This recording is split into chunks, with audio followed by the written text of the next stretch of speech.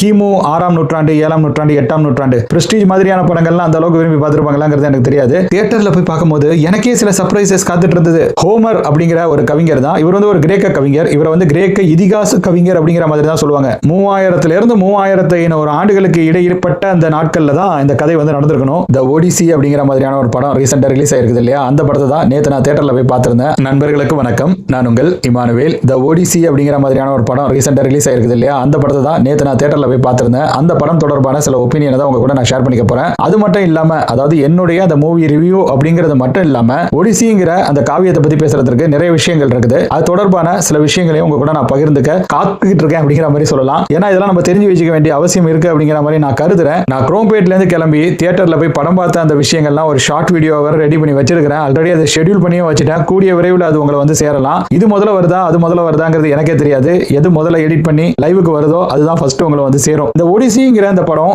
ஏன் அவ்வளவு இம்பார்ட்டன்டான படம்? ஏன்னா பொதுவா நான் வந்து தியேட்டர்ல போய் அதிகமான படங்களை பார்க்கறது இல்ல. ஆனா இந்த படத்துக்கு நான் வந்து முக்கியத்துவம் கொடுத்து போய் பார்த்திருந்தேன். ஆக்சுவலா தியேட்டர்ல போய் பார்க்கும்போது எனக்கே சில சர்ப்ரைசஸ் காத்துட்டு இருந்தது. படத்துல நான் சொல்லல, நான் அதிக பேர் வருவாங்க அப்படிங்கிற மாதிரிலாம் எதிர்பார்க்கல. நான் எதிர்பார்த்ததை விட நிறைய பேர் வந்திருந்தாங்க. வயதானவர்களும் பாத்தீங்கன்னா குறிப்பிட்ட அளவுல வந்திருந்ததை என்னால பார்க்க முடிந்தது. ஏன்னா இப்ப கிறிஸ்டோபர் நோலன் அதை டைரக்ட் பண்ணியிருக்காரு இல்லையா? இன்டர்ஸ்டெல்லார் படம் பார்த்திருப்பாங்க, அல்லது அதற்கு முன்பு அவர் இயக்கி இருந்த நிறைய படங்கள் வந்து பார்த்திருப்பாங்க. பிரஸ்டீஜ் மாதிரியான படங்கள்லாம் அந்த அளவுக்கு விரும்பி பார்த்திருப்பாங்களாங்கிறது எனக்கு தெரியாது. இப்ப சமீபத்தில் பாத்தீங்கன்னா இன்டர்ஸ்டெல்லார் படத்தை பேஸ் பண்ணி தான் கிறிஸ்டோபர் நோலனுக்கு பயங்கரமா மவுஸ் வந்து கூடி இருக்கு இந்தியாவில். அவருக்குன்னு ஒரு மார்க்கெட் இருக்கு. அதனால தான் இந்த படத்தை தமிழ் டப்பிங்லாம் பண்ணி இங்க வந்து ரிலீஸ் பண்ணியிருக்காங்க. ஸோ எல்லா தியேட்டர்கள்லயும் இந்த படம் ஓடிட்டு இருக்கிறத நல்லா பார்க்க முடியுது. இங்க வெற்றி தியேட்டர்லயும் ஓடுது, வரதராஜா தியேட்டர்லயும் ஓடுது. வெற்றி பக்கத்துல தான் இருக்கு. ஸோ ரெண்டு தியேட்டருமே பாத்தீங்கன்னா ஒரு 1 கிலோமீட்டருக்குள்ள தான் இருக்கும், நடந்து போற டிஸ்டன்ஸ் தான். அதனால நான் வரதராஜாவை தான் சூஸ் பண்ணேன். வெற்றிக்கு தான் நம்ம அடிக்கடி போயிட்டு இருக்கோமே, வரதராஜாவுக்கு போய் பார்க்கலாம் அப்படிங்கிற மாதிரி. ஸோ வரதராஜா சினிமாஸ்ல நான் போய் இந்த ஒடிசி மூவியை பார்த்தேன் இல்லையா? அப்படி நான் போய் பார்க்கும்போது இவ்வளவு மக்கள் அங்க கூட்டமா வந்தது எனக்கே ஒரு ஆச்சரியமா தான் இருந்தது. கூட்டமா நான் சொல்றது அட்லீஸ்ட் பாதி தியேட்டராவது ஃபில் அப் ஆயிருக்குங்க. காலையிலேயே அந்த படம் ஓடி இருக்கு. அதாவது இதுக்கு முந்தின ஷோவும் ஓடி இருக்கு. அப்பயும் சில பேர் வந்து பார்த்துட்டு இருக்காங்க.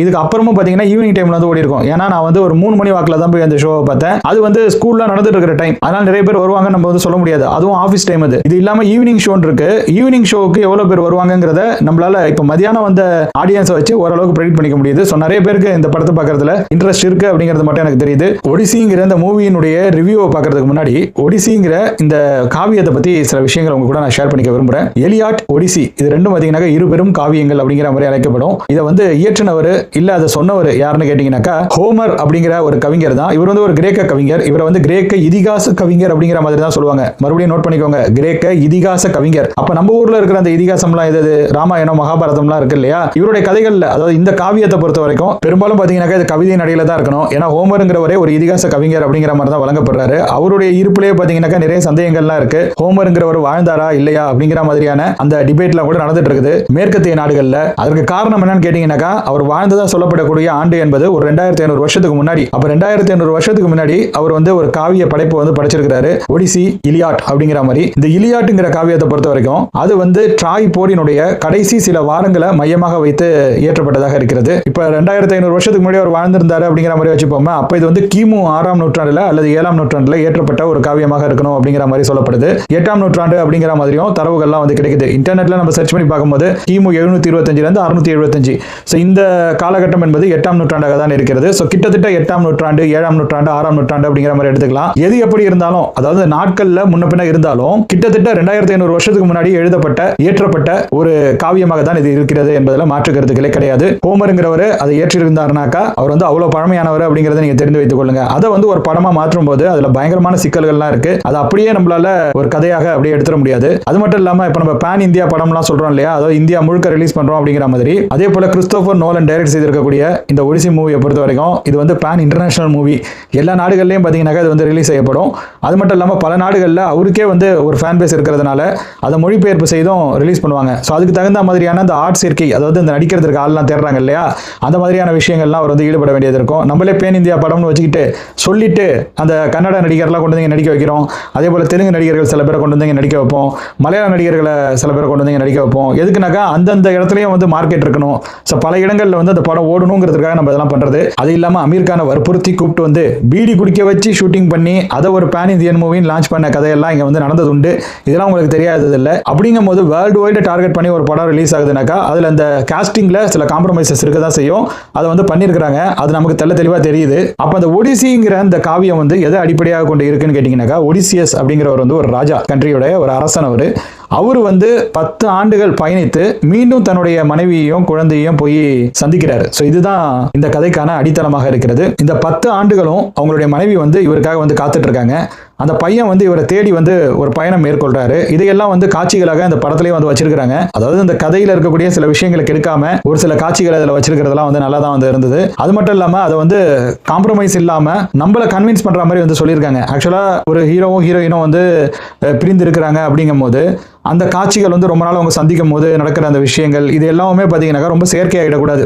அதெல்லாம் வந்து ரொம்ப முக்கியம். அதெல்லாம் ஓரளவுக்கு கவனம் செலுத்தியிருக்காங்க. ஸோ கிறிஸ்டோபர் நோலன் வேற மாதிரியான படங்களை இயக்குறதுல, அதாவது இந்த அசிங்க்ரனஸ் வே ஆஃப் ஃபிலிம் மேக்கிங்கிறதுல அவர் வந்து தாறுமாறான ஒரு ஆள் தான். ஃபிலிம் மேக்கிங்லேயே நோலன்ஸ் வே ஆஃப் ஃபிலிம் மேக்கிங்கிறது இப்போ இருக்கக்கூடிய அந்த யங் ஜென்ரேஷன் டைரக்டர்ஸ் கிட்ட ரொம்ப பிரபலியம். அவங்களே பார்த்தீங்கன்னாக்கா அதை தலையும் புரியாமல் வாழும் புரியாமல் இருக்கிறது. ஏதாவது ஒரு காட்சியை காட்டுறது, அடுத்த ஷாட்டில் பார்த்தீங்கன்னாக்கா வேற காட்சி இருக்கும், சம்மந்தம் இல்லாமல் வர்ற மாதிரி இருக்கும். ஒரு கட்டத்தில் தான் அது வந்து அலைன் ஆகும். இன்டர்வலில் நெருங்கும் பொழுது தான் நமக்கே ஆஹா இதுதான்பா படம், இதுதான்பா கதை, அடுத்து இந்த கதை இப்படிலாம் போக வாய்ப்பு இருக்குது அப்படிங்கிறதெல்லாம் யூகிக்க முடியும். ஸோ அந்த மாதிரியான ஒரு வே ஆஃப் ஃபிலிம் மேக்கிங் தான் கிறிஸ்டோபர் நோலனோடது. இந்த படத்தை பொறுத்த வரைக்கும் அதுலேயும் சில காம்ப்ரமைசஸ் அவர் பண்ணியிருக்கிறாரு. ஓப்பன்ஹைமர் பார்த்தீங்கன்னாக்கா அது வந்து லீனியர் தான், அதில் வந்து நான் லீனியரே கிடையாது. அது பெரும்பாலும் பார்த்தீங்கன்னாக்கா அந்த லீனியர் வே ஆஃப் நரேஷன்லேயே இருக்கும். இதற்கு முன்பு அவர் எடுத்திருந்த படம் அது ஒரு பயோகிராஃபிங்கிறதுனால கூட ஒரு ஆர்ட் ஃபிலிம் மாதிரியான அந்த வேலை அவர் வந்து டைரக்ட் பண்ணியிருக்கலாம். இந்த படம் பார்த்தீங்கன்னாக்கா ஒரு காவியம், ஏற்கனவே இருந்த ஒரு காவியத்தை ஒரு படமாக வந்து மேக் பண்ணியிருக்கிறாங்க. அப்படி இருக்கும்போது இதில் வந்து சில விஷயங்கள் வந்து ரொம்ப டிராமட்டிக்காக தெரியக்கூடாது, அதற்காக கொஞ்சம் மெனக்கெட்டு இருக்காருன்னு சொல்லலாம். அதற்கான அந்த ஆர்டிஸ்ட் தேர்வும் வந்து ஒர்க் அவுட் ஆகிருக்குது. குறிப்பாக வந்து ஹீரோ, ஹீரோயின், அவரோட பையன், அதுக்கப்புறம் அந்த வில்லன். ஸோ இவங்கெல்லாம் பார்த்தீங்கன்னாக்கா வேற லெவலில் ஆக்ட் பண்ணியிருக்கிறத தான் நம்மளால வந்து தெரிஞ்சிக்க முடியுது. ஆமாம், உண்மையிலேயே அவங்களுடைய அந்த ஆக்டிங்லாம் வந்து வேற லெவலில் இருந்தது. இந்த அளவுக்கு பொருட்செலவுலாம் பண்ணி இந்த படத்தை வந்து எடுக்கிறாங்க. இந்த மாதிரியான பெர்ஃபார்மன்ஸை கூட கொடுக்கலனாக்கா அது ரொம்ப கஷ்டமாயிடும். ஸோ நல்லாவே வந்து பண்ணியிருந்தாங்க. ஸோ அந்த வகையில் அந்த கேஸ்டிங்லாம் நம்ம வந்து பாராட்டலாம். சரி, இந்த ஒடிசிங்கிற அந்த கதை எப்போ நடந்திருக்கும், எந்த காலகட்டத்தில் நடந்திருக்கிறதுக்கான வாய்ப்புகள் இருக்குது அப்படிங்கிற மாதிரி கேட்டிங்கனாக்கா அது வந்து வெளியே கிடையாது. சில பேர் சொல்கிறாங்க அது வந்து இதற்கும் ஒரு 300-400 வருடங்களுக்கு முன்பாக, அதாவது ஹோமர் வந்து எழுதப்பட்டதாக சொல்லக்கூடிய ஆண்டு இருக்குது இல்லையா, கிமு 6ஆம் நூற்றாண்டு, 7ஆம் நூற்றாண்டு, 8ஆம் நூற்றாண்டு, அதுக்கும் முன்னாடி ஒரு 200-300 ஆண்டுகளுக்கு முன்பாக நடந்திருக்கலாம் அப்படிங்கிற மாதிரி சொல்லப்படுது. 400-500 ஆண்டுகள்னு கூட சில பேர் சொல்றாங்க. இப்போ இருக்கிற அந்த விஷயங்களை வச்சு நம்ம வந்து சொல்லணும்னா 3000 - 3500 ஆண்டுகளுக்கு இடைப்பட்ட அந்த நாட்கள்ல தான் இந்த கதை வந்து நடந்திருக்கணும். 3000 வருஷம் எவ்வளோ நாள் பாருங்க. ஒரு தலைமுறைக்கு 30 வருஷம்னு நம்ம அப்ராக்சிமேட்டா கணக்கு வச்சா கூட கிட்டத்தட்ட 100 தலைமுறை கடந்தாதான் இந்த கதை நடந்த காலகட்டத்தை நம்ம போய் சென்றடைய முடியும். பட் ஒரு காவியமா இருக்கிறதுனால நம்ம இதை ஒரு படமாக இப்போ பார்க்க முடியுது. அதை எடுக்கிறதுக்கும் டைரக்டர்ஸ் இருக்கிறாங்க, அதற்கு வந்து ப்ரொடியூஸ் பண்ணுறதுக்கும் ப்ரொடியூசர்ஸ் வந்து இருக்கிறாங்க. இதை கமர்ஷியலாகவும் கொண்டு போய் வெற்றி அடைய முடியும்னு அவங்க நம்பியிருக்காங்க பாருங்க. அதுதான் தாறுமாறு. அதுக்கே ஒரு ஹேட்ஸ் ஆஃப். உண்மையிலே இதுக்கு நம்ம ஹேட்ஸ் ஆஃப் கொடுக்கணுங்க. ஏன்னா பொதுவாக நம்ம இப்போ இந்த பேன் இந்தியன் மூவின்னு சொல்கிறோம், அது எல்லாத்தையும் நம்ம வந்து எடுக்கிறது எதை அடிப்படையாக வச்சுன்னா பிரம்மாண்டத்தை அடிப்படையாக வச்சு தான். நிறைய ஆடியன்ஸ் பார்த்தீங்கன்னாக்கா அதில் கிராஃபிக்ஸ்லாம் யூஸ் பண்ணி பெரிய பெரிய கோட்டைகள்லாம் காட்டுவாங்க, அதெல்லாம் போய் பார்க்கலாம், அப்படியே பிரம்மாண்டமாக இருக்கும், பளிச்சுன்னு இருக்கும். அந்த காட்சிகளெல்லாம் நம்ம தேட்டரில் தான் போய் பார்க்கணும், அப்போ தான் சூப்பராக இருக்கும் அப்படிங்கிற மாதிரி சொல்லிட்டு தான் நிறைய பேர் வந்து தியேட்டரை நோக்கி அணிவகுப்பாங்க. இப்போ பாகுபலி மாதிரியான படங்கள்லாம் பார்த்தீங்கன்னாக்கா அதில் கதை என்ன இருக்குது, அது பிரம்மாண்டம் தான், அதுதான் வந்து மெயினாக வந்து பேசப்படும் அப்படிங்கிற மாதிரி வச்சுக்கோங்களேன். பட் இந்த படத்தில் பார்த்தீங்கன்னாக்கா நேச்சுரலாக இருந்த இடங்கள்லேயே அவர் போய் ஷூட் பண்ணியிருக்கிற மாதிரி தான் தெரியுது. ஏற்கனவே அந்த கிரேக்க கட்டிடங்கள்லாம் இருக்கும் இல்லையா, அதுலேயே பார்த்தீங்கன்னாக்கா பெரிய அளவுக்கு பட்டிட்டிங்கரிங் கூட பார்க்காம அவர் வந்து ஷூட்டிங் வந்து பண்ணியிருக்கிறாரு, ரொம்ப ஆர்டிஃபிஷியலாக இருக்கக்கூடாதுங்கிறதுக்காக. அதனால பிரம்மாண்டம்னு பார்த்தீங்கன்னாக்கா பெரிய அளவில் அந்த படத்தில் இருக்காது. ஒரு சில காட்சிகள் பார்த்தீங்கன்னா கொஞ்சம் பிரம்மாண்டமாக தெரியும். உதாரணத்திற்கு ஒரு கப்பல் போணுச்சு, அந்த கப்பல் இருக்கிற அந்த காட்சியை பார்த்தீங்கன்னாக்கா ஒரு லாங் ஷாட்லேருந்து இப்போ ட்ரோனை வச்சு எல்லாருமே எடுத்துடுறாங்க. யூடியூப் அந்த வீடியோஸே பார்த்தீங்கன்னாக்கா, அந்த ஷார்ட் வீடியோஸே பார்த்தீங்கன்னாக்கா, இன்ஸ்டாகிராம் ரீல்ஸே பார்த்தீங்கன்னாக்கா ட்ரோன் யூஸ் பண்ணி வேற லெவலில் எடுக்கக்கூடிய காட்சிகளாக இருக்குது. அப்படியே அந்த டாப் வியூலேருந்து அதை பார்க்கும்போது தாறுமாறாக இருக்குது. ஸோ அந்த மாதிரியான ஒரு காட்சி தான். ஸோ அதெல்லாம் நீங்கள் பார்த்துருந்தீங்கன்னாக்கா, அதை இன்ஸ்டாகிராம் வீடியோவில் அந்த ட்ரோன் யூஸ் பண்ண அந்த காட்சிகள்லாம் நீங்கள் பார்த்துருந்தீங்கன்னாக்கா அது கூட உங்களுக்கு பிரம்மாண்டமாக தெரியுமாங்கிறது வந்து ஒரு கேள்விக்குறியான விஷயம் தான். அப்போ என்னென்ன விஷயங்கள் தான் அந்த படத்தில் வந்து நல்லா இருக்குது அப்படிங்கிற மாதிரி கேட்டிங்கன்னாக்கா, அந்த கதையை அவர் நகர்த்தி சென்ற விதம் வந்து நல்லா இருக்குது. அது மட்டும் இல்லாமல் நம்ம எக்ஸ்பெக்ட் பண்ணாத நேரங்களில் சில காட்சிகளை வைத்து நமக்கு வந்து கொஞ்சம் இன்ட்ரெஸ்டிங்காகவும் அதை கொடுக்க முயற்சி பண்ணியிருக்கிறாரு. திடீர்னு நடக்குது சில விஷயங்கள், அதனால தான் இது படத்தோட லென்த் வந்து ரொம்ப பெருசாக இருக்கிற மாதிரி நமக்கு வந்து தெரியாத ஒரு நிலையை வந்து ஏற்படுத்துது. கிட்டத்தட்ட 3 மணி நேரம் இருக்குன்னு நினைக்கிறேன் அப்ராக்சிமேட்டா. ஏன்னா நான் 3 மணிக்கு போனேன், படம் முடிஞ்சது பார்த்தீங்கன்னாக்கா 6:10 மணி 6:15 மணி அந்த நேரத்தில் தான் வந்து முடிஞ்சுது. இடையில இன்டர்வல்னு நம்ம கணக்கு வச்சாலும் ஒரு 20 நிமிஷத்தை நம்ம கழிச்சிடலாம். கிட்டத்தட்ட 2 மணி நேரம் 50 நிமிஷத்துக்கு மேலே தான் அந்த படம் வந்து ஓடுது. ஆனால் இந்த படத்தை பார்த்துட்டு வெளியே வரும்போது நான் ஒரு 2 மணி நேரம் படம் இல்லை 2 மணி நேரத்துக்கு குறைவான அளவு நேரம் கொண்ட படத்தை பார்த்த மாதிரி தான் நினைக்கிறேன். எனக்கு ரொம்ப சோதிக்கல. ஹோமர் இது எழுதும் போதே பார்த்தீங்கன்னாக்கா அந்த மாதிரி தான் வந்து எழுதியிருப்பாரு காவியமாகவே. ஆக்சுவலாக ஒரு காவியமாக அதை வந்து கொண்டுட்டு வரும்போது அதாவது அவருக்கும் ஒரு 400-500 ஆண்டுகளுக்கு முன்பு நடந்த ஒரு போர் சூழலை அவர் வந்து ஒரு காவியமாக வந்து எழுதுறாரு, ஒரு கவிதை நடையில் அவர் சொல்றாரு அப்படிங்கிற மாதிரி வச்சுப்போமே. அப்போ அது எல்லாரும் கேட்கணும், எல்லாரும் வந்து அது தொடர்பான விஷயங்களை பேசணுங்கிறதுக்காக, அந்த கதையை இன்ட்ரெஸ்டிங் ஆக்குறதுக்காக சில விஷயங்களை அவர் வந்து உள்ள திணிச்சிருப்பாரு. திணிக்கிறதுங்கிறத விட சில விஷயங்களை சொல்ல முடியும், சில விஷயங்களை வந்து நேரடியாக சொல்ல முடியாது. அதை வந்து ஒரு ஃபேண்டசி மாதிரியான விஷயங்களை பயன்படுத்தி அவங்க வந்து சொல்லுவாங்க. அதே போல் குழந்தைகளை வந்து இந்த கதைகளை கேட்க வைக்கிறதுக்காக அந்த ஃபேண்டசியான விஷயங்கள், சில சூப்பர் நேச்சுரலான விஷயங்கள் இதெல்லாம் கூட அந்த காவியத்தில் வந்து உள்ள கொண்டு வரப்பட்டிருக்கும். அதையும் இவர் வந்து காட்சியாக வந்து கொண்டு வந்திருக்கிறாரு. அதில் மட்டும்தான் பார்த்தீங்கன்னாக்கா அவர் வந்து கிராஃபிக்ஸ் பயன்படுத்தியிருக்கிற மாதிரி நான் வந்து ஃபீல் பண்ணுறேன். ஸோ பெரும்பாலும் பார்த்தீங்கன்னாக்கா அந்த கதாபாத்திரங்கள், அந்த கதாபாத்திரங்களினுடைய அந்த எக்ஸ்பிரஷன்ஸ் இது எல்லாமே வந்து நேச்சுரலாக தான் இருக்குது. அதிலலாம் ரொம்ப கிராஃபிக்ஸ் எடுத்து அள்ளி திணிச்சா மாதிரி தெரியல. ஆனால் அந்த கலர் கிரேடிங்லேயும் பார்த்தீங்கன்னாக்கா ரொம்ப மோசமான கலர் கிரேடிங்லாம் கிடையாது. ஏன்னா நம்ம தமிழ் சினிமான்னு இல்லை, இப்போ நம்ம இந்திய படைப்புகள்லேயே நான் கூட சொல்கிறேன்னு நினைக்காதீங்க. இப்போ பிரம்மாண்டங்கிற பேரில் அந்த சேச்சுரேஷன்லாம் இன்க்ரீஸ் பண்ணி அதெல்லாம் வைப்ரண்ட்டாக காட்டி நம்ம கண்ணை அப்படியே கவர்ந்து இழுக்கிற மாதிரியான அந்த காட்சிகளை அதில் வந்து வைக்கிறாங்க. நல்ல ஸ்மூத்தான சர்ஃபேஸ் இருக்கும். உதாரணத்துக்கு பாகுபலி படத்தையே எடுத்துக்கலாமே, அந்த கோட்டை, அந்த ஹீரோயின் போட்டிருக்கிற அந்த ட்ரெஸ்ஸு, அவங்க போட்டிருக்கிற அந்த நகை, ஸோ இதையெல்லாம் பார்க்குறதுக்கு தான் அதிக பேர் வந்து தெரிஞ்சு போனாங்க. அந்த மாதிரி எந்த காட்சியும் அதில் இருக்காது. அதனால அந்த மாதிரிலாம் நீங்கள் யோசிச்சுட்டு போகணும்னு நினச்சிங்கன்னா இந்த படத்தை நீங்கள் அவாய்ட் பண்ணிக்கிறதே நல்லது. இந்த படம் யாரை சாட்டிஸ்ஃபை பண்ணணும்னு கேட்டிங்கனாக்கா, உங்களுக்கு உண்மையிலேயே அந்த கிரேக்க இலக்கியங்கள் மீது ஓரளவிற்கு ஈடுபாடு இருந்ததுனாக்கா இந்த கதை வந்து உங்க கூட கனெக்ட் ஆகலாம். இல்லைனாலும் இந்த கதை வந்து கனெக்ட் ஆகிறதுக்கு கூட ஒரு வாய்ப்பு இருக்குது. எதனாலனாக்கா ஒரு ஹீரோ, ஒரு ஹீரோயின், ஹீரோயினும் பிரிஞ்சு இருக்கிறாங்க. ஹீரோவுக்காக ஹீரோயின் வந்து காத்திருக்கிறாங்க. கிட்டத்தட்ட 10 ஆண்டுகள் ஆகுது அவர் திரும்ப வர்றதற்கு. அதற்குள்ள பார்த்தீங்கன்னாக்கா இங்கே நிறைய பிரச்சனைகள் வந்து ஓடிக்கொண்டே இருக்கிறது. இவங்களை அடையிறதுக்கு சில பேர் வந்து முயற்சி பண்ணுறாங்க. ராஜ்யத்தை கைப்பற்றுறதுக்காக தான் இவங்களை அடையிறதுக்கே அவங்க முயற்சி பண்ணுறாங்க. இவதாவது ராணியை கல்யாணம் பண்ணிக்கிட்டு ராஜாவாகணும் நிறைய பேருக்கு அங்கே ஆசை இருக்குது. இந்த நேரத்தில் ஒரு சின்ன பையன், அந்த சின்ன பையனை அவங்க கஷ்டப்பட்டு வளர்த்துருக்காங்க. ராஜாவே இல்லாமல் மிகப்பெரிய ஒரு வீரனாக இருக்கக்கூடிய ஒரு ராஜா வந்து இல்லை, அவர் போருக்கு போயிருக்காரு, அவர் திரும்பி வருவாரா இல்லையாங்கிறது தெரியல. அப்படி இருந்தும் ஒரு மன வலிமையோட, மன தைரியத்தோட அந்த ஆட்சியை செஞ்சிட்டு இருக்கக்கூடிய ஒரு ஹீரோயின், அவங்களுடைய பாதுகாப்புக்காக பல விஷயங்களை அங்கே கட்டமைச்சிருக்காங்க. ஸோ அதெல்லாம் வந்து நல்லா இருந்தது பார்க்குறதுக்கு. அதெல்லாம் வந்து ஒரு எமோஷனல் கனெக்டை நமக்கு வந்து கொடுக்கும். எமோஷனல் கனெக்ட்னாக்கா இதெல்லாம் வந்து பார்க்குறது நம்ம தமிழ் சினிமாவில் ஏற்கனவே பார்த்துருப்போம். அதனால இந்த காட்சிகள் எல்லாமே பார்த்தீங்கன்னாக்கா நமக்கு வந்து புதுசாக தெரியாது. ஆனால் இதெல்லாம் வந்து ஒரு பந்தம் இருக்கிற மாதிரி நமக்கு வந்து ஃபீல் ஆகும். ஒரு குடும்ப கதை மாதிரி நமக்கு வந்து ஃபீல் ஆகும். ஆக்சுவலாக அது ஒரு குடும்ப கதை கிடையாது தான், அது வந்து வேற விஷயம். குடும்ப கதை கிடையாதுனாக்கா இந்த காட்சிகளை பற்றி மட்டும் நான் சொல்லலை. ஓவராலாக அந்த படம்னு நம்ம பார்த்தோம்னாக்கா அவர் செய்யக்கூடிய பயணங்களில் இடையே இருக்கக்கூடிய அந்த இடையூறுகள்னு இருக்குது. சில சூப்பர் நேச்சுரலான விஷயங்களும் இருக்கும். அதே சமயத்தில் பார்த்தீங்கன்னாக்கா சில கிராஃபிக்ஸ் ரிலேட்டட் விஷயங்களும் இருக்கும். பொசைடன் கடவுளினுடைய மகன் அப்படிங்கிற மாதிரியான ஒரு விஷயத்தை வந்து காட்டுவாங்க. ஸோ அது எல்லாமே கொஞ்சம் டிஃப்ரெண்ட்டாக இருந்தது. அதை இவர் தாக்குற அந்த நிகழ்வுகள், நீங்கள் இலியட் அப்படிங்கிற அந்த கதையை பற்றி கேள்விப்பட்டிருந்தீங்கன்னாக்கா உங்களுக்கு இந்த கதையில் நான் சொல்லக்கூடிய விஷயங்கள் வந்து ஓரளவுக்கு புரிஞ்சுக்கிறதுக்கு வசதியாக இருக்கும். அந்த இலியட் அப்படிங்கிற அந்த கதையினுடைய அந்த அம்சமே என்னன்னு கேட்டிங்கன்னாக்கா ஆக்ரோஷம், கோபம், அதே போல் எப்படி சொல்கிறது, மானம், வீரம், அது வந்து போர், ரத்தம், அந்த மாதிரி தான் வந்து இருக்கும். அந்த சண்டைகள் நிறைந்த ஒரு விஷயமா தான் இருக்கும். இந்த கௌரவம்னு சொல்லுவாங்க இல்லையா? ஸோ அந்த கௌரவம், மரியாதை, கோபம், சண்டை இது எல்லாம் கலந்தது தான் அந்த முதல் படைப்பான இலியாட். அந்த இலியாட்டுக்கு தொடர்புடைய அடுத்த படைப்பு தான் இந்த ஒடிசி. அந்த போர் முடிந்த பிறகு ஒடிசிங்கிற ஒரு அரசர்னாக்கா பேரரசர் கிடையாது. அவர் வந்து தன்னுடைய குடும்பத்தை வந்து சேர்றதுக்காக ஒரு 10 வருட பயணம் வந்து மேற்கொள்கிறாரு. அந்த பயணத்திற்கு இடையே இருக்கக்கூடிய அந்த விஷயங்கள் தான் இந்த கதையாக வந்து சொல்லப்பட்டிருக்கிறது. முழுசாக சொல்லிட்டேனாக்கா அந்த கதையே வந்து ஸ்பாய்லர் மாதிரி போயிடும். அதாவது பார்த்தீங்கன்னா நீங்கள் தேட்டரில் போய் பாருங்கள். ஏன்னா இப்போ உள்ள பேய் படங்களை கூட பசங்க வந்து இன்ட்ரெஸ்டிங்காக மாற்றிடுறாங்க, சிரிப்பு படமாக மாற்றிடுறாங்க. அது என்ன இன்ட்ரெஸ்டிங்காக மாற்றுறது? அதே மாதிரியான விஷயங்கள் இந்த முறை நான் அந்த படத்தை போய் பார்க்கும்போது இருந்தது. அதாவது சில கிராஃபிக்ஸ் காட்சிகள்லாம் வரும்பொழுது ஒரு இடத்துல சைலன்ஸ் இருக்கும். அந்த சைலன்ஸ் எதுக்கு கொடுக்குறாங்கனாக்கா அந்த கதையோட நம்ம வந்து ஒன்றிணைவதற்காக தான் அந்த சைலன்ஸ் வரும். அப்போ சில பசங்க என்ன பண்ணிட்டாங்கனாக்கா ஆடு மாதிரி கத்துறது இந்த மாதிரியான அந்த விஷயங்கள்லாம் பண்ணிட்டு இருந்தாங்க. அதெல்லாம் அவங்க ஏன் பண்ணுறாங்கனாக்கா ஆக்சுவலாக அவங்களுக்கே பயம் வந்துடுது.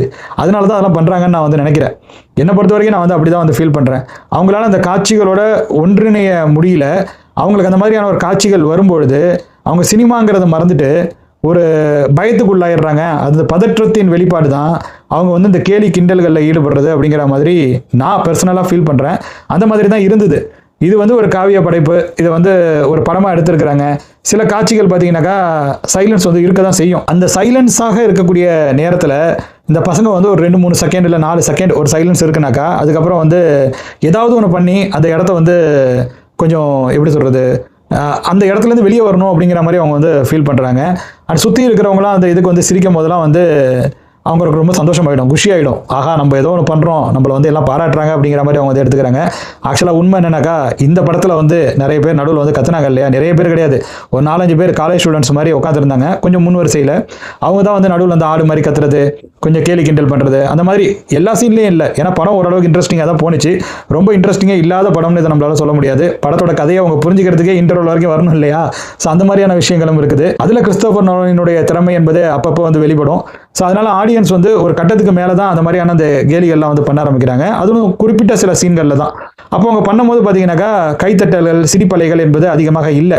ஏன்னா என் கூட உட்காந்துருந்தவங்கள நிறைய பேர் பார்த்தீங்கன்னாக்கா ஓரளவிற்கு மெச்சூரான அந்த வயதை அடைந்தவர்களாக தான் இருக்கிறாங்க. 50 வயதிற்கு மேல் இருக்கக்கூடிய நபர்கள் தான் சில பேர் என் கூட வரிசையில் அமர்ந்திருந்தாங்க அப்படிங்கிற மாதிரி வந்து சொல்லலாம். அதே போல தான் நிறைய பேரும் இருந்திருந்தாங்க. கிட்டத்தட்ட ஒரு 50-60 பேர் அந்த படத்தை பார்த்துருந்தோம்னாக்கா அதில் 30-40 பேர் பார்த்தீங்கன்னாக்கா ஒரு 45 வயதை தாண்டியவர்களாக தான் இருந்தார்கள். கொஞ்சம் மெச்சூரான ஆளுங்களாக தான் இருந்தாங்க. அவங்க அந்த அளவுக்கு இந்த படத்தை வந்து கேலி கிண்டல்களுக்கெல்லாம் ஒரு உள்ளாக்கல. அதே சமயத்தில் இது வந்து ஒரு ரொம்ப சூப்பரான படைப்பு அப்படிங்கிற மாதிரி நான் சொல்ல விரும்பல. கிறிஸ்டோபர் நோலனினுடைய பல படங்களை நீங்கள் பார்த்துருந்தீங்கன்னா அதுக்கு மாதிரி இன்சோமனியான ஒரு படம் இருந்தது, அதெல்லாம் நீங்கள் பார்த்துருப்பீங்களான்னு எனக்கு வந்து தெரியல. பிரிஸ்டீஜ் இருந்தது. பிரிஸ்டீஜே வந்து ஒரு அருமையான ஒரு படம், எனக்கு ரொம்ப பிடிக்கும். ஸோ இந்த மாதிரியான நிறைய படைப்புகளை நீங்கள் பார்த்துருந்தீங்கன்னாக்கா அந்த வரிசையில் பார்க்கும்போது இப்போ கொஞ்ச நாளைக்கு முன்னாடி படம்லாம் எடுத்தார் இல்லையா, டெனட் அப்படிங்கிற மாதிரியான ஒரு படம் ஒன்று எடுத்திருந்தாரு. அது மட்டும் இல்லாமல் அந்த டன்கிரிக்கா அந்த மாதிரியான ஒரு படம் ஒன்று எடுத்திருந்தாரு. டன்கிரிக்கோ அந்த படத்தை பார்த்தாக்கா சில பேருக்கு வந்து கிறுக்கு கூட பிடிச்சிரும். அது ஒரு டிஃப்ரெண்டான ஒரு ஜேனரில் எடுக்கப்பட்ட ஒரு மூவி. பட் அதை டீகோட் பண்ணாக்கா சூப்பராக பண்ணலாம். இந்த கதை வந்து ஒரு குறிப்பிட்ட நேரத்துக்குள்ளே நடக்குது, இந்த கதை ஒரு குறிப்பிட்ட நேரத்துக்குள்ளே நடக்குது. ஸோ எல்லா டைம் ஃப்ரேம்லையும் அந்த படத்தை எடுத்துகிட்டு வந்து ஒரு டைம் ஃப்ரேம்குள்ளே கொண்டுட்டு வர்றது அப்படிங்கிறதெல்லாம் ஆக்சுவலாக ஒரு டைரக்டராக அதில் வந்து அவர் வந்து நிறைய விஷயங்களை பண்ணியிருக்கலாம். பட் அது ஒரு படமாக பார்க்கும்போது ஆடியன்ஸுக்கு அது எந்த விதமான ஒரு விஷயத்தை வந்து கடத்துது அப்படிங்கிறத பற்றிலாம் அவர் வந்து யோசிக்கல. ஒரு டைரக்டராக அந்த படத்தை அவர் எப்படி கொடுக்கணும் அப்படிங்கிறத வந்து முயற்சி பண்ணியிருந்தார். சில படங்களில் நான் வந்து சொல்கிறேன். அந்த வகையில் பார்க்கும்பொழுது இந்த படம் வந்து எவ்வளோ பரவாயில்ல அப்படிங்கிற மாதிரி கூட உங்களுக்கு தோணலாம். சில பேருக்கு இந்த படம் என்னை போலவே பிடித்து போவதற்கான வாய்ப்புகளும் இருக்குது அப்படிங்கிற மாதிரி தான் நான் கருதுகிறேன். அதில் சில முக்கியமான அந்த கூஸ்பம்ப் சீன்ஸ்லாம் வந்து இருந்தது. 2 இடத்துல ஒரு காட்சி வந்து வருது. ஒரு வில்லில் வந்து நான்ற சீனு அப்படிங்கிற மாதிரி சொல்லலாம். அது என்ன நான்றதுன்னு கேட்டிங்கனாக்கா இந்த வில்லு விடுறதுக்கு நடுவில் ஒரு கயிறு மாதிரி கட்டியிருப்பாங்கல்ல, அந்த கயிறை அந்த வில்லை வளைச்சி வந்து கட்டணும். ஸோ அதுதான் வந்து நான்றது அப்படிங்கிற மாதிரி சொல்லுவாங்க. அந்த மாதிரியான சீன் வந்து 2 இடத்துல வருது. 2 இடத்துலையும் வந்து வேற லெவலில் இருக்குது. அதுலேயும் 2வது இடத்துல அந்த சீன் வருது பாருங்க, அது செம சூப்பர். அப்படியே எல்லாருமே அதான் ஆக்சுவலாக நமக்கு தெரியும் அந்த கதை, ஹீரோ இதை பண்ணிடுவாருங்கிறது நம்மளால வந்து யூகிச்சிக்க முடியும். அப்படி இருந்துமே அந்த சீன் நல்லா இருக்குது. அதுதான் எனக்கு வந்து நல்ல ஒரு விஷயமா வந்து படுது. ஸோ அதெல்லாம் வந்து காட்சிப்படுத்திருந்த விதம் எல்லாம் நல்லா இருக்குது. சில சீன்ஸ்லாம் வந்து எனக்கு வந்து பிடிச்சிருந்தது. ஸோ ஓவராலாக பார்த்தீங்கன்னாக்கா அந்த தியேட்டரினுடைய எக்ஸ்பீரியன்ஸும் பார்த்தீங்கன்னாக்கா நல்லாவே இருந்தது. அந்த சவுண்ட் எஃபெக்ட்ஸாக இருக்கட்டும், அது எல்லாமே வந்து ரொம்ப அருமையாக இருந்த மாதிரி தான் நான் வந்து ஃபீல் பண்ணுறேன். குறிப்பாக இன்டர்வலுக்கு பிறகு ஹீரோவோட பையனும் இன்னொருத்தரும் வந்து நடந்து வராங்க. அந்த நடந்து வர்றது பார்த்தீங்கன்னாக்கா புல்வெளிகள், அது மட்டும் இல்லாமல் சைடில் மரங்கள் இருக்குது. அந்த மரங்கள் வந்து ஆடுது காற்றுல. அந்த சவுண்ட் எல்லாமே பார்த்தீங்கன்னாக்கா நமக்கு வந்து சைட்ஸில் இருந்தும் பேக் சைட்லேருந்தும் வர்ற மாதிரி அந்த சவுண்டை வந்து ரீக்ரியேட் பண்ணியிருந்தாங்க. ஆக்சுவலாக இதில் வந்து படத்தில் இருக்குங்கிறத விட இதை தியேட்டரில் அவங்க வந்து கடத்தின விதங்கிறது வந்து நல்ல ஒரு விதமாக தான் இருக்கிறது. அப்போ தியேட்டரில் அந்த அளவுக்கு அந்த சவுண்ட் சிஸ்டம்லாம் இருந்தால் தான் நம்மளால் அதை வந்து ஃபீல் பண்ண முடியும். அந்த ஃபீலிங்கை வந்து கொடுத்தாங்க. அப்பப்போ சீட்டு வந்து அதிர்ந்துச்சு. ரொம்ப கம்ஃபர்டபுளான சீட்டாக இருந்தது. இப்படி சாஞ்சேன் அப்படியே சேரும் அப்படியே சாஞ்சிக்குது. ஸோ நம்ம வந்து ரொம்பலாம் புஷ் பண்ண வேணாம், அப்படி சாயணும் இப்படி இது பண்ணணும் அப்படிங்கிற மாதிரி இந்த முதுகு மட்டும் சாயிற மாதிரி கிடையாது. ஆக்சுவலாக சேர்ஸே பார்த்தீங்கன்னாக்கா கொஞ்சம் ஸ்லாண்ட் ஆனிச்சு. இப்படி நான் வந்து கொஞ்சம் முன்னாடி வரணும் அப்படிங்கும் போது பண்ணும்போது அழகாக அது என்ன கொஞ்சம் கீழ் நோக்கி அப்படி ஸ்லைடான மாதிரி கொண்டுட்டு போணுச்சு. ஸோ அதெல்லாம் வந்து நல்லா இருந்தது. ஸோ தியேட்டர் நல்லா இருந்தது ஓரளவு இருக்கு. இன்னும் கொஞ்சம் பெட்டரான தியேட்டரில் கூட போய் இந்த படத்தை பார்க்க முடியுமா நான் வந்து பார்க்குறேன். இன்னும் கொஞ்சம் காஸ்ட்லியான தியேட்டருக்கு நம்ம வந்து போகணும், ஐமேக்ஸ் தியேட்டருக்கு. ஐமேக்ஸில் பார்க்கணும்னா அந்த படத்தை நம்ம இங்கிலீஷில் பார்க்கணும். அது எந்த அளவுக்கு நல்லா இருக்கும்னு எனக்கு வந்து தெரியலைங்க. ஏன்னா அந்த இங்கிலீஷ் படத்தெல்லாம் பொறுத்த வரைக்கும், அதுவும் அந்த நோலன் படத்தெல்லாம் பொறுத்த வரைக்கும் இங்கிலீஷில் பார்க்குறத விட தமிழில் பார்க்குறது தான் எனக்கு வந்து ரொம்ப பிடிச்சிருக்குது. அதுதான் நல்லா இருக்கிற மாதிரி நான் ஃபீல் பண்ணுறேன். அதனால தான் நான் வந்து தமிழ் டப்பிங் படத்துக்கு போனேன். அது மட்டும் இல்லாமல் ஐமேக்ஸ்னாக்கா இங்கிலீஷில் தான் பார்க்கணும் அப்படிங்கிற மாதிரியான ஒரு விஷயம் இருக்கிறத நான் வந்து வெறுக்கிறேன். தமிழ் டப்பிங்க்கும் ஐமேக்ஸ் எஃபெக்டை எங்களுக்கு வந்து கொடுக்கணும். ஐமேக்ஸ் சப்போர்ட் இருக்கிற அந்த ஸ்க்ரீன்ஸில் தமிழ் டப்பிங் படத்தை ஓட்டினா என்ன, தமிழில் அவுட் எடுக்கும் போது ஐமேக்ஸில் அவுட் எடுத்தால் என்ன, நீங்கள் என்ன குறைஞ்சா போயிடுவீங்க? அதெல்லாம் பண்ண வேண்டியதானே. நான் முதல்ல வந்து டிக்கெட் ரிசர்வ் பண்ணலாம்னு நினச்சது வந்து ஏரோ மால் இருக்கு இல்லையா, அங்கே வந்து ஒரு பிவிஆர் இருக்குது, அங்கே தான் முதல்ல டிக்கெட் ரிசர்வ் பண்ணலாமான்னு யோசிச்சுட்டு இருந்தேன். 3:50 மணிக்கு என்னமோ அங்கே ஷோ இருந்தது. அண்ட் எனி டைம் கேன்சலபிள் அப்படிங்கிற மாதிரி ஏதோ ஒரு ஆப்ஷன்லாம் வந்து கொடுத்துருந்தாங்க. பட் அதுக்கப்புறம் அது கன்வீனியன்ட்டாக இருக்குமான்னு எனக்கு வந்து தெரியல. நடந்தே போயிடலாம், இங்கேயே 2 தேட்டர் இருக்குது. வெற்றி இந்த சைடு போனால் இருக்குது, இந்த சைடு போனால் வரதராஜா இருக்குது. ஸோ நம்ம இன்றைக்கி வரதராஜாவுக்கு போயிடலாம், வெற்றிக்கு நம்ம அடிக்கடி போகிறோமே. ஸோ வரதராஜா சினிமாஸுக்கு நான் வந்து நடந்து போய் இந்த படத்தை பார்த்துட்டு வந்துட்டேன். படம் தொடர்பான என்னுடைய ஒப்பீனியனை நான் வந்து ஷேர் பண்ணியிருக்கிறேன். ஆக்சுவலாக இந்த மாதிரி ஒரு பழமையான ஒரு காவியத்திலேருந்து கதையை எடுத்து படமாக்குறதுங்கிறது ரொம்ப ரொம்ப சவாலுக்குரிய ஒரு விஷயம். அதை ஓரளவிற்கு நல்லாவே கையாண்டிருக்காங்க அப்படிங்கிற மாதிரி தான் நான் பார்க்குறேன். இது என்னுடைய ஒப்பீனியன். ஒருவேளை நீங்கள் வந்து ஒரு இளம் தலைமுறையினராக இருக்கக்கூடிய பட்சத்தில் இந்த படம் உங்களை கவருமாங்கிறது வந்து கேள்விக்குறி தான். அது எனக்கு இன்னும் உறுதியாக தெரியல. நீங்கள் வேணால் ஒரு நல்ல தேட்டரில் உட்காந்து இந்த படத்தை பார்க்க ட்ரை பண்ணுங்கள். மேபி இந்த படம் வந்து உங்களுக்கு பிடிச்சி போகிறதுக்கான வாய்ப்புகளும் வந்து இருக்குது. சவுண்ட் எஃபெக்ட்ஸ் இது எல்லாமே தாறுமாறு தான். நான் அந்த கதையை சொல்லிடக்கூடாதுன்னு பார்க்குறேன். இல்லைனா இன்னும் டீட்டெயில்டாக உட்காந்து பேசுவேன். இன்னும் கொஞ்சம் நாள் ஆகட்டும். நிறைய பேர் போய் இந்த படத்தை பாருங்கள். இன்னும் ஒரு 10 நாள் கழிச்சு 15 நாள் கழிச்சு இந்த கதையில் இருக்கிற ஒவ்வொரு விஷயங்களையும் நம்ம வந்து எடுத்து அலசுவோம். இப்போதைக்கு நம்ம விட்டுடுவோம். படம் எனக்கு பிடிச்சிருக்கு, நீங்கள் போய் பார்க்குறதா போய் பார்க்கலாம்.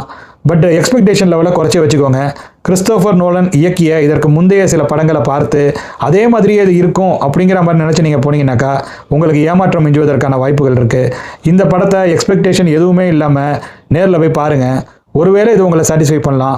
நடுவில் வரக்கூடிய அந்த ஃபேண்டஸியான அந்த விஷயங்கள், கொஞ்சம் சூப்பர் நேச்சுரலான விஷயங்கள் கூட உங்களை கவரலாம். அதற்கான வாய்ப்புகளும் இருக்குது. அந்த சைலன்ஸாக பார்க்க முயற்சி பண்ணுங்கள்.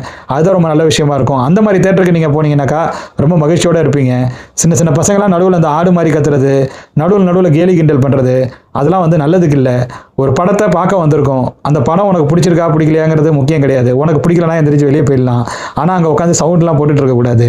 அது வந்து வேறு சில ஆடியன்ஸை வந்து டிஸ்ட்ராக்ஷனுக்கு உட்படுத்தும். ஏன்னா சில பேர் ரொம்ப ஆர்வத்துடன் வந்து படம் பார்க்க வந்திருப்பாங்க. அவங்களுக்குலாம் அது டிஸ்டர்பன்ஸாக இருக்கலாம். அதனால் யாரையும் டிஸ்டர்ப் பண்ணக்கூடாது. நம்மளுடைய என்ஜாய்மெண்ட்டுங்கிறது வந்து இது கிடையாது. அதில் என்ன சந்தோஷம் இருக்குன்னு எனக்கு இன்றைக்கி வரைக்கும் தெரியல. நடுவில் ஆடு மாதிரி கத்துறதுலாம் என்ன சந்தோஷம் இருக்குது? ஸோ அது அந்த படத்தினுடைய அந்த எக்ஸ்பீரியன்ஸையே வந்து ஸ்பாயில் பண்ணுது அப்படிங்கிற மாதிரி தான் நான் வந்து நினைக்கிறேன். இதை பற்றி உங்களுடைய ஒப்பீனியன் என்ன?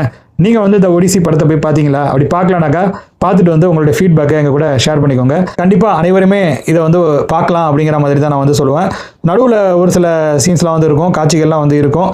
அது இல்லாமல் இங்கிலீஷ் படத்தை நம்ம தேடி கண்டுபிடிக்கிறது கொஞ்சம் கஷ்டம்தான். அந்த காட்சிகளை வந்து அவாய்ட் பண்ண முடியாது. இப்போ தமிழ் சினிமாவே அப்படி தான் இருக்குது. அதனால் அதெல்லாம் வந்து சின்ன குழந்தைங்களுக்கு கூட ஒரு பெரிய விஷயமா இருக்காது. அதனால் முடிஞ்ச வரைக்கும் குடும்பத்தோடு போய் கூட அந்த படத்தை நீங்கள் பார்க்க முயற்சி பண்ணுங்கள். குறிப்பாக கப்புள்ஸாக போங்க, ரொம்ப சந்தோஷமாக இருப்பீங்க. நிறைய கப்புள்ஸ் வந்துருந்தாங்க கார்னர் சீட்டில் உட்காரத்துக்காகவே. எல்லாரும் வந்து பார்த்தீங்கன்னா உள்ளே வந்து கார்னர் சீட் தான் புக் பண்ணுறாங்க. எல்லா வரிசையிலையும் கார்னர் சீட் மட்டும் ஃபில்லப் ஆகுதுடா, நடுவில் இருக்கிற சீட்லாம் ஏன்டா ஃபில்லப் ஆக மாட்டேங்குதுங்கிற நிலைமைக்கு தான் இருந்தது. ஸோ அந்த மாதிரி தான் போகுதுன்னு வச்சுக்கோங்களேன். எனிவே அவ்வளோதான் இந்த வீடியோவை பொறுத்த வரைக்கும். இன்னும் வேறு பல துறைகளில் இருக்கக்கூடிய பல இன்ஃபர்மேஷன்ஸோட அப்பப்போ மூவி ரிவ்யூவோட உங்கள் அனைவரையும் சந்திக்கும் வரையில் உங்களிடமிருந்து விடைபெற்றுக் கொள்வது உங்கள் இமானுவேல். நன்றி, வணக்கம்.